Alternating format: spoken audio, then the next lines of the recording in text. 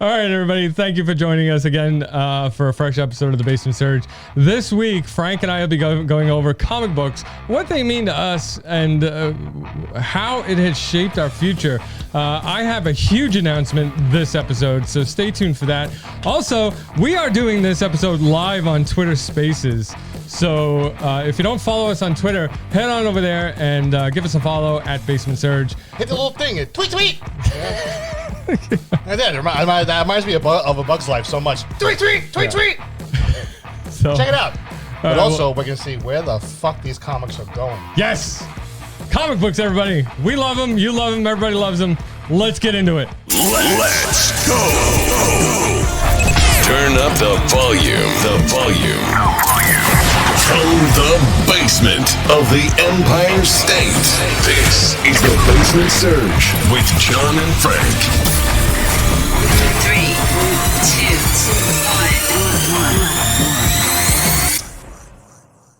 2, 1. Welcome back to the Basement Surge. Frank, how you doing? Good. Put my phone down. I'm good. Yeah. Yeah. Put your phone down. I just saw a really funny thing about, oh my God. It was great. What? Oh, well, the whole thing with the... Oh, yeah, the picture, yeah. Oh, yeah, let's not talk about that. Welcome back, everybody. In this episode, we're going over comic books, the ones we love, the ones we not so much, and a huge announcement later on in the episode. So stay tuned. I am a huge comic book fan. Oh, yeah, for years. You know that. Years. I mean, spending days in the comic book store. Yeah. The smell. But we will get into that. In the meantime, if you're watching, if you hear me? Yeah. If you are listening to us on a podcast listening app, stop right now and head on over to YouTube. Give us a subscribe. Give us a thumbs up. And Frank, Ring that motherfucking bell. That's right. I love that thing. Come on, guys. We're trying to build up our YouTube channel. We're trying to build up the audience. We really need all the help we can get. So head on over there and hit that subscribe button. Still got my cold water bottle. Good. It works. Yeah. All right, where's yours? In the sink. Oh. I use it Yeah. a lot. Oh, man. But this episode is actually a little special because we're doing this live on Twitter. And we're just sitting here waiting for people to come in the room, hang out with us. Oh, we're already in there? We're already in there. I didn't know that. Let me show you. I'll pull it up on the screen here. All right, baby, pull it out. Show me. And bam! So we are in Oh, right there. but our microphone is off. Let's talk comic books. There. Now they can hear us. Okay, cool. All right, let's get into this. So, Frank, comic books. I mean, comic books for us has been pretty important for our childhood. Oh, yeah. Shaped a lot of things. And it's given us so many ideas because you and I like to write. We've always loved to create, even from when we were teenagers, we got so hyped in comic books where, we just wrote our own stories. We even took existing storylines and added our own twist. That's it. Oh, man. Especially, we did that a lot. We did that with, inside the comic universe. Not necessarily DC or Marvel, but just our own little pocket universe. Yeah. Well, and we had a lot of fun doing that. We created a whole host of characters, villains, because I love a good villain. I love a good villain. You know what I mean? I appreciate the hero, but sometimes you need a good villain. Yes. You need someone you love to hate. Yes. Like the Joker. Right. Somebody you love to hate. Yeah. But he's a great villain. Zod, great villain. Well, Frank, it looks like we have somebody in the room with us. So let's invite him to speak, see what he says. And if he wants, no pressure. No pressure. We are recording, just so you know. We are recording. Yes, we are. But yeah, a good villain, you have to have a good villain. Yeah.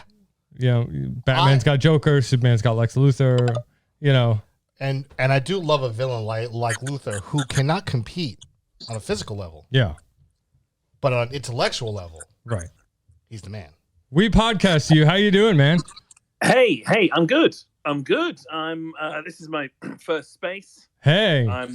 Welcome. I'm a long time listener, first time caller. Oh, we appreciate it. Thank you. I hope I wasn't. I mean, how could I miss it? How could I miss it? You know what? A message came up on my phone, like an alert. Yeah. Burst up and said, these guys are talking comic books, and you're recording an episode at the time. This was kind of exciting to me. I've been experimenting all week. Hi, my name's Andrew, by the way. How you doing, Andrew? How you doing, brother? My company. So, well, I say company, collective. Right. Hey, how you doing, man? And I've been experimenting all week with live streaming on a new app called Wisdom, and I just suddenly saw the sort of Spaces thing come along, and I thought, well, maybe I could double those two things up one day and hook them up together. That's irrelevant. I was just thinking it through. I thought, okay, but I've got to dip a toe in and dive in. And here you are, and you're talking about one of my favorite topics, right, which is great villains. You need a great villain. Without any question, of course. You need a great villain. Magneto. I want to throw him into the mix. There you go. One of the best. Which, to my opinion, I'm sorry, is a very, I wouldn't say it's like always like a super villain, but like a misunderstood villain, especially when you go into his history, him being a Holocaust survivor and all that stuff, and him not wanting to see another race of people, oppressed. Yeah. So you kind of see where it's coming from. This is the interesting thing, isn't it? It's the anti-hero character that you find, they're the ones that really hook you because you kind of feel sorry for them, but at the same time you're angry with them when they do bad stuff because you feel like they're letting you down. They could be so much better. They really tug at your emotions. And I love Magneto. I love, Ian McKellen is an amazing actor, but the way Michael Fassbender portrayed him was just out of this world. Yes. Yeah. Like he really took to the character. I'm 50, right? So I'm going back. I think my favorite Magneto moment is actually in the Secret Wars, the crossover back in the 1980s. I have that comic. I know exactly what you're talking about. When the X-Men, they sort of hook up with Magneto. The mutants will sort of hook up together because, it's all going crazy on the Beyonders created this battle world and everything's nuts. And they suddenly realize that actually Magneto isn't so bad. And he kind of gets it on with the Wasp. It's like she's thinking, well, this cool gray-haired dude is super smooth. Fucking Silver Fox, baby. You know what I mean? Yeah. That's, because not for nothing. No, you look at Magneto, he's an older guy, but he's brolic as fuck. Yeah. Like, that's one gangster old Jew right there. He can mix it. All the other guys are all showing off and using their powers and stuff. Magneto, he just needs a little bit of smooth jazz and a martini. There you go. Yeah. And there is now it's funny because of course you said Lex Luthor, and the thing is I think Lex Luthor wants to be that kind of smooth guy. He's got a lot of that stuff, but he's clearly drinking way too much coffee. That's why his hair fell out. I think he's too hell-bent on just destroying one man. Yeah. You know what I mean? Yeah. Like if he just broadened his horizons a little bit and concentrated more on maybe like destroying the world or, destroying a team or, just a group of people. But he's just dedicated to one guy. And my man Andrew here brings up Magneto, who is a great villain, but also a great anti-hero because he eventually joins up the X-Men, becomes a teacher. You know what I mean? He eventually is with them. If you want to bring up a good, like really good fucking villain, one of my favorites is Bane. Yes. Because Bane was not just a powerhouse, he was intelligent. Yeah. He was methodical, and he broke Batman down in spirit and then body. Yeah. It's true. And the thing is, Bane, it's interesting, isn't it? Because he kind of has a code. Yeah. You know where you are with a villain with a code. It's like there are things that Bane. That's not Bane wouldn't do some stuff. There are some things he would do, and you think, oh yeah, that's Bane. But he's not. Again, there's a structure about him. There is a sort of nobility. I think he is another really fascinating character because, of course, he's educated himself, right? Yeah. He's smart. He's educated. He's strategic. He has really totally exceeded the cards that life dealt him, right? I mean, being born in a prison, which I think is a having great to background. murder your way through life. Wow, shit, he could have turned out to be really bad. Yeah, Yeah, and he's not a psychopath. He's a villain. He has. I think he's a realist. You know? Yeah, he has villainous tendencies, but he's not like, because he released all the villains from Arkham and had Batman tracking these guys down and beating them and capturing them again and just wore Bruce down mentally and physically, and then he pounced. Yeah. Which would say, oh, that's him being a pussy. No, that's him being smart. Right. Okay? Yeah, It's fucking Batman we're talking about. He's like, I'm going to wear this motherfucker down so that way I got somewhat of a chance. Yeah. Yeah. And then he broke his shit. It is Batman. It is Batman. It's not like, oh, yeah, I'm going up against just any old Yeah. guy in a suit here. It's Batman. And, the thing is, we have a thing in my house, whereas, Batman always wins. And to the point whereby, but then my kids, I said, well, Batman always wins. And that's it. We're not allowed to discuss it anymore because it just ends. End of story. Yeah. Ends in shame. Right. If you go That's down it. the route. My wife often says, well, a Superman could clearly beat Batman in a fight. And In I'm an saying, no, you instant. don't understand. Yep. Batman always wins. And then, though, we realized that Godzilla always wins. Oh, my And then God. we thought, well, what would happen in a fight between Batman and Godzilla? And I wound up having to tell my kids that, philosophically speaking, if you think about it long enough, Batman is Godzilla. Right? The only way. That's great. The only way the universe can make sense. Well, Because you're in trouble when Batman shows up, you're in trouble when Godzilla shows up, and you never see them together, do you? no, There you go. no. I think you're onto something there. But Andrew, you're getting somewhere. yeah, but I think if the question did pose itself, like Batman versus Godzilla, I would have to say Batman because He's gonna of, figure out a way. because of all the prep. Now, He's here's got an interesting one, though, right? Because Godzilla, I know we're moving genre a bit, but Godzilla fulfills a similar anti-hero role, doesn't he? Because yeah. it's clearly a bad guy from the point of view that it started out, turning up, sort of eating Japan on a fairly regular basis, which feels bad if you're Japanese. But the flip side is that actually he always turns out to be kind of the hero in the movie who saves the world as well. Right. And often if you go back into the history of it, Godzilla starts out, it's just bad news because, stop polluting the oceans and stuff like that. Good message. If only we'd listened back then, right? Yeah, because Godzilla's coming out. He's like, stop throwing shit in my house. Yeah. Well, I think that's the point, is that it's all about perspective when it comes to Godzilla, okay? Because Godzilla sees himself as king of the monsters. Yeah. He sees himself as the alpha. ruler of the planet, and humans are just like invading. So, it's kind of like, yeah, he's a villain, but that's from the human perspective. If you look at it from his perspective, he's just defending his territory and being territorial. Yeah, So, from a bunch of encroaching fucking parasites. yeah. Yeah. It's true. And then, but when other monsters show up, Right. clearly Godzilla then sort of steps in, and actually we're backing Godzilla at this Yeah, point. because Daddy has to slap him down. Right. I speak as a lifelong Mothra fan. Mothra was always on our side. Mothra was And- awesome. Yeah, and I think I particularly liked that in the Godzilla King of Monsters. Way too long, right? I have to admit, even I needed a pee in that one, because you know what it's like. As you get older, Your you prostate becomes bigger than your ego. right? And also it's worse than that, isn't it? Because you have to think very carefully about, okay, if I eat before the film, I'll almost certainly need to have a pee halfway through it. Mm-hmm. That's no good. Because you've got to have a bottle of wine with dinner. You go to the pizza place, you have a nice little Chianti. Sounds like a nice date. All right. Shit, Andrew, you take me out on a date like that, you take me home. It's just happening, buddy. Hey, it. dude, it's on. It's on. Because we have got, haven't we? We have got. I obviously you're in the US. I'm here in the UK, but we've got such a great run of movies coming up, comic book movies coming up. Yeah. Oh, yeah, I'm gassed. Oh, This yes. is going to be a run through to Christmas. I can't, because we've got Eternals this weekend here in the UK. I think it's premiered earlier in the States.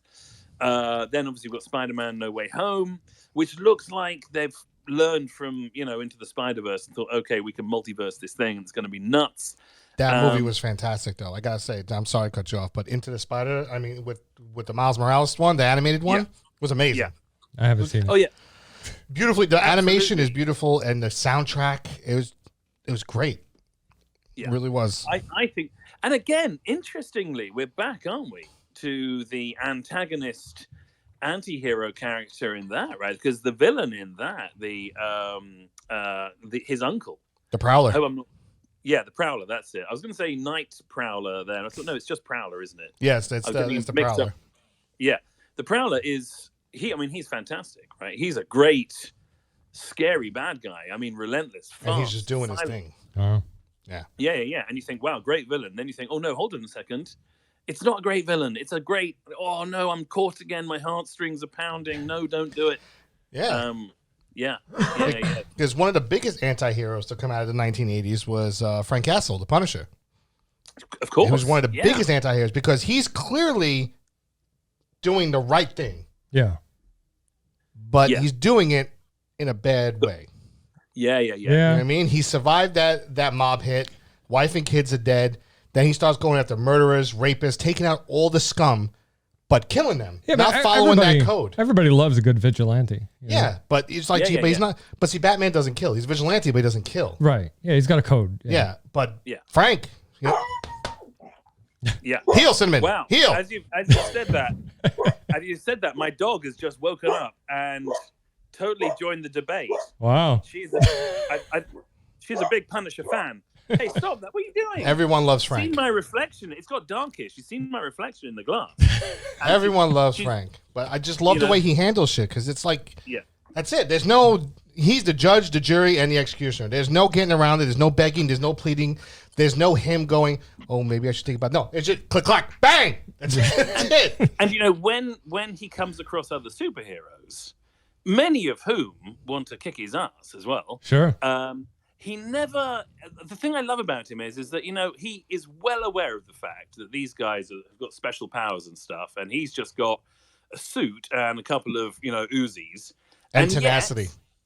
And yet he's never faced. Everyone is just he analyzes everything down to it's just a target, it's just a guy, and it's just the sheer sort of guts of the guy gets him through a great many confrontations, with lower level heroes, but nevertheless, I mean, it's still like he's where villains fail, Castle succeeds because he's more than the sum of those parts. And he won't openly go after heroes either because he knows that they're good because he has a code. He only goes after the bad people. Sure. Like one of my favorite moments in Civil War was when he saved Spider-Man. Yeah. Yes. And he carried him, and he carried him back to Captain America's, underground resistance. But he saved Spider-Man. Mm-hmm. That man went in there. He didn't give a shit what was going on. He just balls in. Right. Yeah. That's what he does.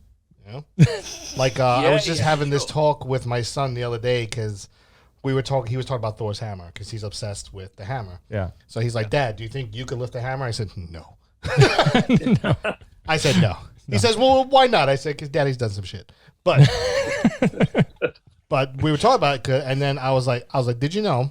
Here's some comic trivia for you. I said, did you know that Spider-Man can lift a hammer? He goes, really? I go, yeah, but he can't lift it because he doesn't think he's worthy. Because he blamed his uncle's death. He thinks is his fault. Mm-hmm. Yeah. So he carries around that guilt, which it gives him his moral code and gives him his drive. Mm-hmm. But because of that inner guilt, he could lift the hammer. Yeah. But he can't. Oh. Okay. Wow, I didn't know that. Yeah. That's a good one. Nice. Yeah, I was like, and that's why. And because he asked me how come Cap was able to lift the hammer. I said, 'Cause Cap is awesome.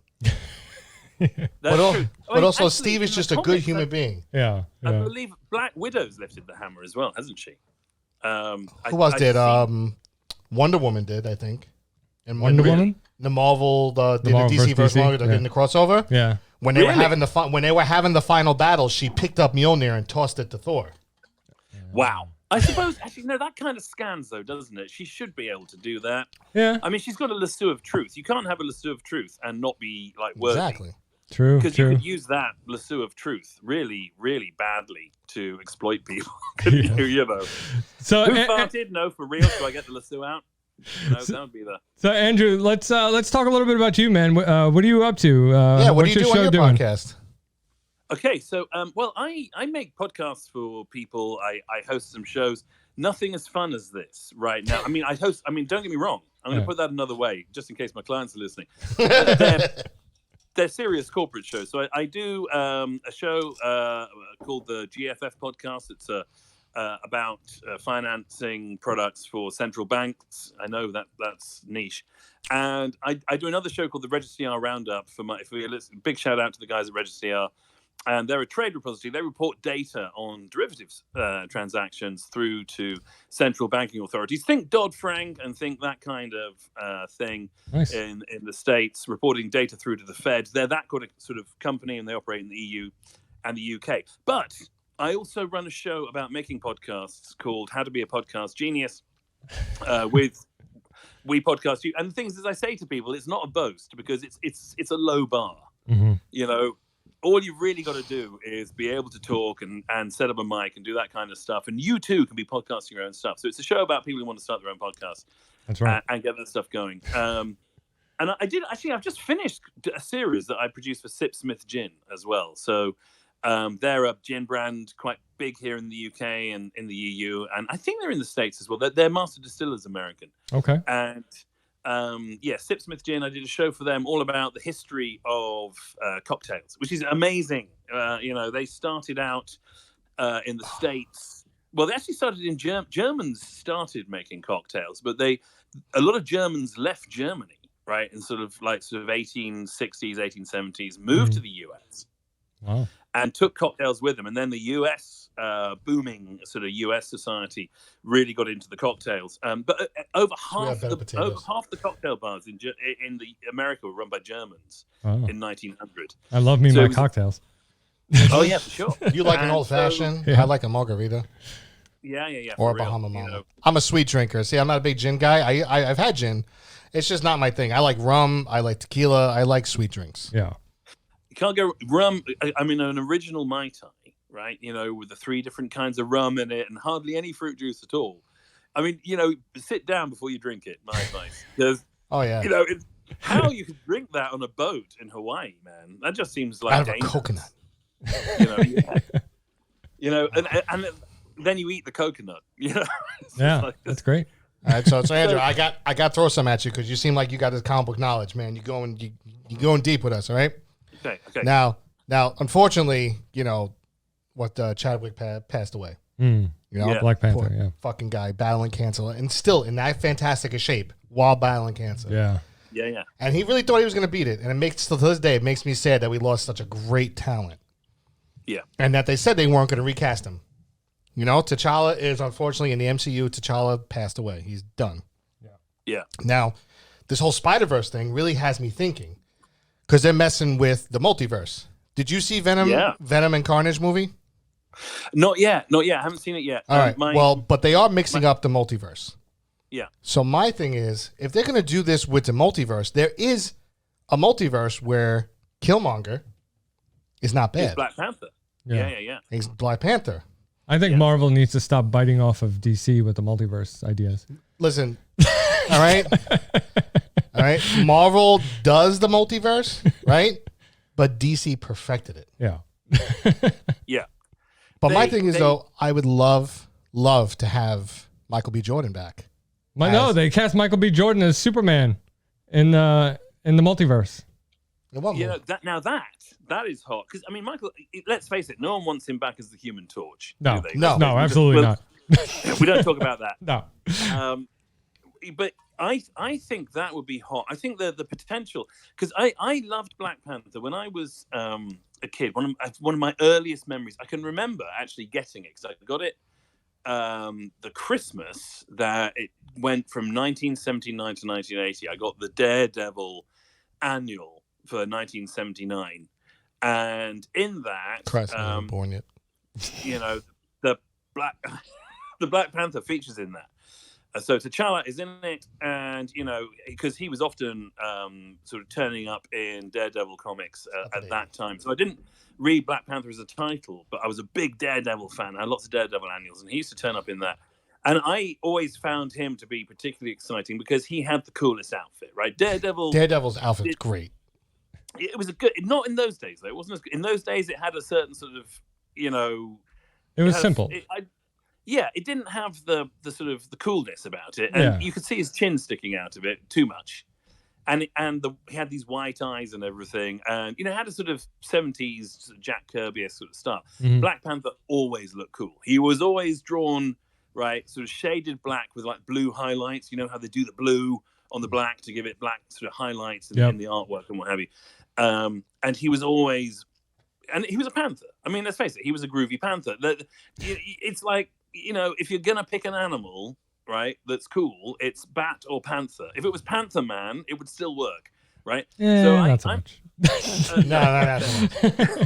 Mind you, see, if he was Black Bat, that wouldn't work either. But the Panther is cool. So I'm a big fan of it. I would like to see him come back.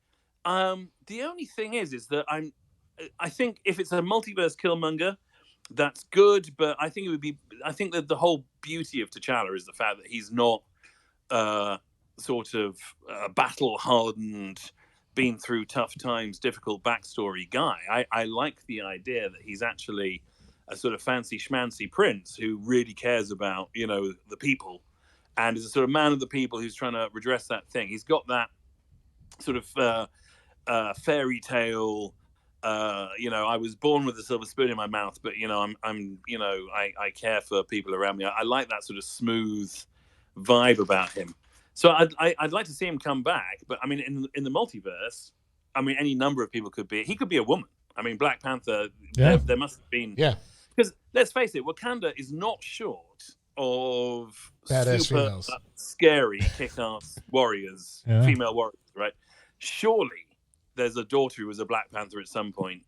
So I mean, that'd be a great opportunity as well for them to, sort of throw a bit more diversity into the mix and engage a few more kids. I bet there's a lot of little girls out there who would absolutely love to dress up as a panther and kick their Iron Man boyfriends around a bit, But kick their brothers around. But I have to say though, Andrew, like I liked Killmonger's character because to me he wasn't so much as a villain because he was about his people. He was about his people not being oppressed.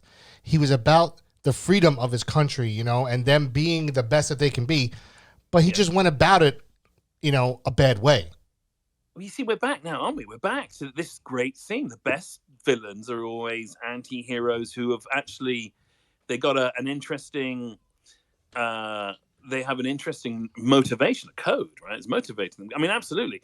I think he also raises a really interesting point. He's saying, look, Wakanda, you're hiding behind these high-tech shields. You're the most advanced nation on the planet.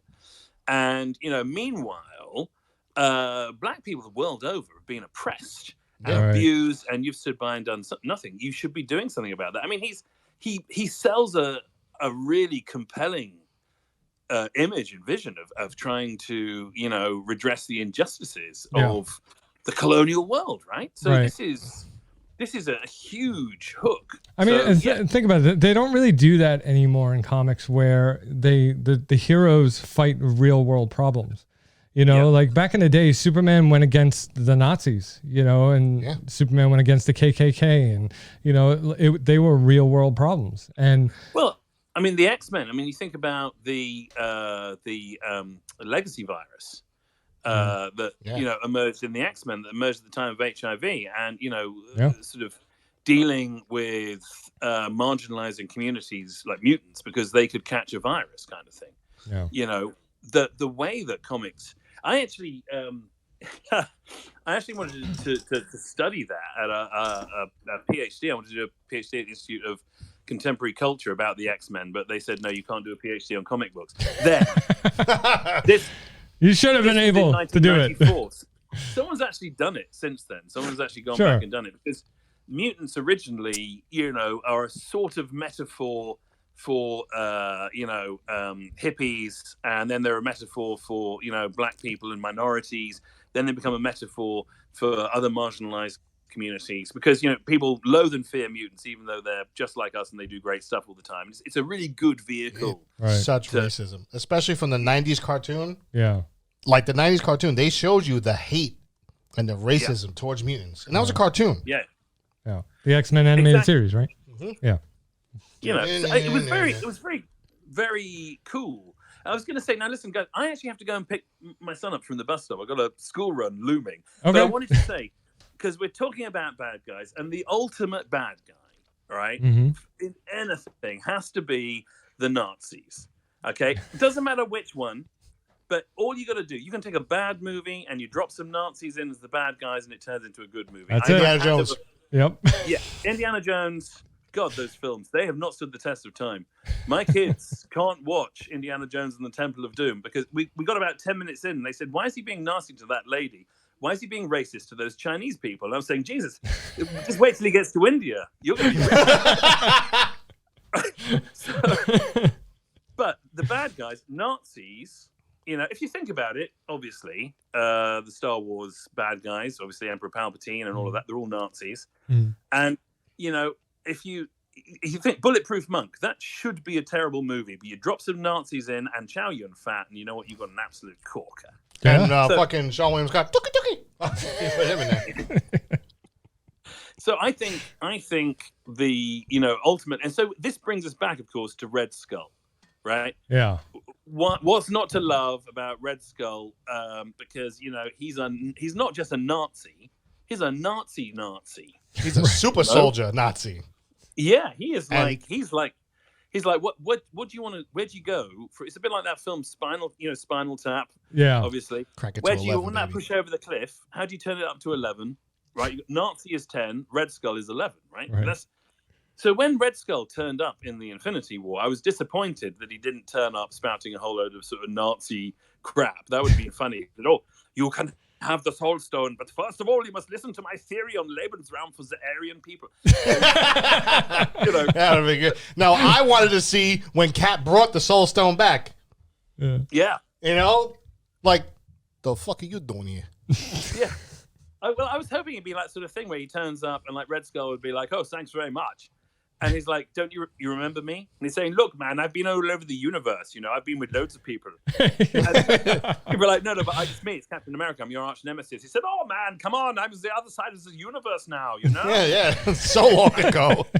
I get cosmic beings coming through here every week. I remember you, some little boy from the Bronx." Brooklyn. That's That's funny. it, Brooklyn. See now. There you go, man. There you go. You're going to win the trivia quiz for sure. Yeah, you should listen to that episode. How well do you know your co-host? He lost. Yeah, I lost. Yeah. Listen, guys, I got to go. I really want to do this again with you sometime. It's very nice to have I've you. had all week. Andrew, anytime you want to come on the show, let us know, and you're on, man. You're Don't worry more than about it. welcome to Yes. come by. Okay, dude, you're on. I'm going to DM you, and we're going to do that. I'm going to go and pick my kids up. Have a great day. Yeah, DM him. You too, man. Thanks for this. Talk to you soon. Cheers, man. Bye. Ruff. That was a nice surprise. That was great. That was a nice That surprise. worked out better than I thought it would That have. was beautiful. And the Oh. man had the knowledge. Yeah. And, oh my God, when he started talking like that, I was like, oh, my friend. It was very good. Mm-hmm. But it's true, though. How fucking true is it, though? You throw Nazis into anything. That's very true. That's very true. And so, was it the Friends of Humanity from X-Men? Those are basically, homegrown Nazis. Yeah. Yeah. I mean, that was, you know what? This episode worked out better than I thought it would have. It was fantastic. All right, so on to the big announcement that I clued you guys into in the beginning of this episode. I have launched with a couple of partners a brand new comic book publishing company called Legacy Comics. Okay, we are launching our Kickstarter this Friday, but being that you're listening to this now, the Kickstarter already launched because this is pre-recorded. This is pre-recorded. Yeah, so the Kickstarter is live. So head on over to Kickstarter. The link is in the show description. Yes. Please go check it out. Go support if you can. We are offering 5 comic books right off the bat as soon as we're launching. We're looking to raise this money to get the books printed and start promotions and do all this stuff. 5 brand new books nobody has seen before. Although, if you do follow Patrick Hickey Jr., you do know about the book Condry. Condry is now over on Legacy. So if you're looking for the next issue number 4, which is coming out, okay, it's the first full issue book of Condry, which is a full 22 pages, and it's available only through Legacy. So go check out all the links to everything I just mentioned are in the show notes under the video. I've been looking at everything. you know, watching him.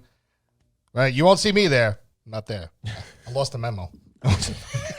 I was busy, but really great stuff. Really looking forward to seeing it, especially some of the characters and the universes that this man has created over the years. To see it come to life, that's going to be the big part. Yeah. So, like I said, Condry is there. My book is there. My characters, a book that I have been thinking about since I was 15, 16 years old. Oh, Something yeah. like No, that. we Yeah. we were working on that. Yeah. No, it had to be at least 17 years old. Yeah. So Long time. 20 fucking years. It's actually coming to fruition.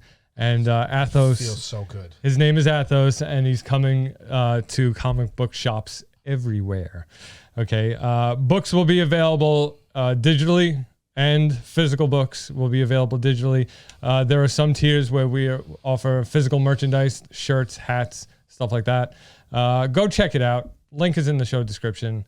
Show some support if you can. Thanks, That was guys. such a great guest. That was really nice. Yeah, I that was a enjoyed great time. I enjoyed that so much. Andrew, seriously, anytime you want to come on, just drop a note. That's it. That's And you're it. in. Yeah. You're in. But let's You know, wrap this maybe up. we'll get an invite to yours. You know, because I mean, Well, this- he runs a business podcast. I know. Well, that's true. And how to podcast kind of How to thing. podcast. Yeah, we already know how to podcast. Yeah. So we'll Somewhat. invite you to ours. There's some other fucking guy out there still hasn't invited us. Derek. Yeah. Yeah. Double D. He just dropped a new episode actually, and he tagged us in it. Our promo is in his episode. So Oh, sweet. Also, go listen to the Derek Duvall show. Very nice guy. I Yeah. just like to bust his fucking chops. He's a great guy.